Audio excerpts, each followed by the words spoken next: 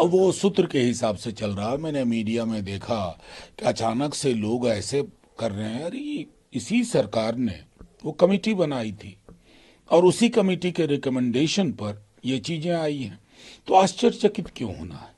क्या इसकी भी नियति अब वो हमारी नारी शक्ति वंदन अधिनियम की तरह होगी कि अनडेटेड, कोई तिथि तय नहीं है, सेंसस होगा, फिर डिलिमिटेशन होगा, फिर सीटें रिजर्व की जाएंगी, समथिंग लाइक दैट? क्या इस तरह की योजना है? तो फिर इन जुमलों को क्यों परोस रहे हैं साहब? इस देश को आज की डेट में सबसे ज्यादा जरूरत है तो one nation one employment policy. उस पर तो आपकी चुप्पी है क्योंकि उस पर मेहनत लगेगी। इसमें खास मेहनत नहीं है, जुमलाबाजी है। हमारा सिर्फ इतना कहना है कि मिड 60s तक, 60 के दशक तक इस देश में वन नेशन वन इलेक्शन था। फिर धीरे धीरे कांग्रेस के बरक्स क्षेत्रीय पार्टियों का जन्म हुआ। फिर कहीं मध्यावधि चुनाव हुए, कहीं चुनाव के बाद सरकार नहीं बन पाई, तो वो साइकिल टूटा। आज आपने क्या व्यवस्था की है, हम आपका मसौदा देखना चाहेंगे। कहीं ऐसा तो नहीं कि कहीं सरकार बनने में कुछ परेशानी, अड़चन, दिक्कत हुई तो आप गवर्नर साहब के माध्यम से प्रॉक्सी गवर्नमेंट चलाएंगे? तो ये सारी चीजें समग्र चिंता का विषय है, सामूहिक चिंता का विषय है।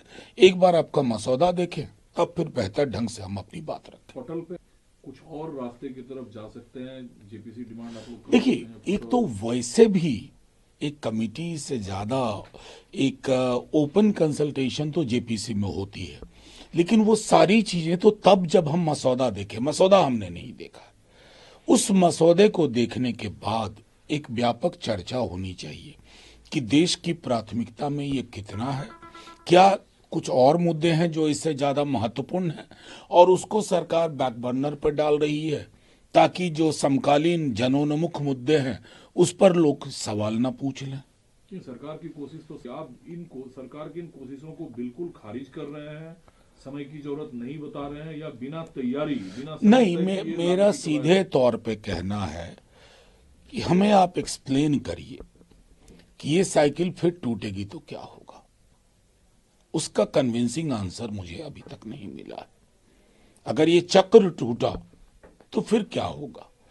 और ये जो एक टेम्पटेशन है ना कि केंद्र नीत सारी चीजें की जाएं, ये अच्छा टेम्पटेशन नहीं है फेडरलिज्म और व्यापक डेमोक्रेसी के हित में। आप जिससे चले और सदन चल नहीं पा रहा है, विपक्ष का आरोप सीधे सरकार पर है, सरकार का आरोप विपक्ष पर है, ये कब तक नहीं, चलेगा? सरकार और विपक्ष को किनारे कर दीजिए। आप अपने वायर सर्विस को कहिए कि पूरी दुनिया का रिसर्च करें। डेडलॉक बहुत जगह होता है, आइस ब्रेकिंग होती है। आइस ब्रेकिंग कौन करता है? पहला कदम उठाना होता है सत्ता पक्ष को। आज तक हठधर्मिता अपनी नहीं छोड़ पा रहे हैं। मतलब एक उद्योगपति के साथ नैकट्य के संबंध पे जब लोगों ने मांग की, जिसका अमेरिकी न्यायालय में संज्ञान लिया गया है, तो आपने कुछ फिक्शनल चीजें निकाल ली। फिर उस फिक्शनल चीजें में भी आपके कुछ लोगों का नाम आ रहा है।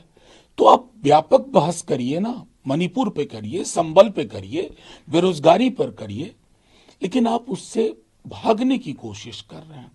ये संसदीय लोकतंत्र की जो खूबसूरत व्यवस्थाएं हैं उस पर भी आघात है। भागने का लगा रहे हैं। सरकार की ओर से कहा जा रहा है अगर राहुल गांधी सीरियस होते सत्र को चलाने को लेकर तो आज हाथरस नहीं जाते, संडे को जाते। कम से कम फिल्म आर्टिस्ट और बाकी लोगों के साथ फोटोग्राफ तो नहीं ले रहा है ना। वो भी एक तरीका है अपने समय को बिताने का, ये भी एक तरीका है अपने समय को बिताने का।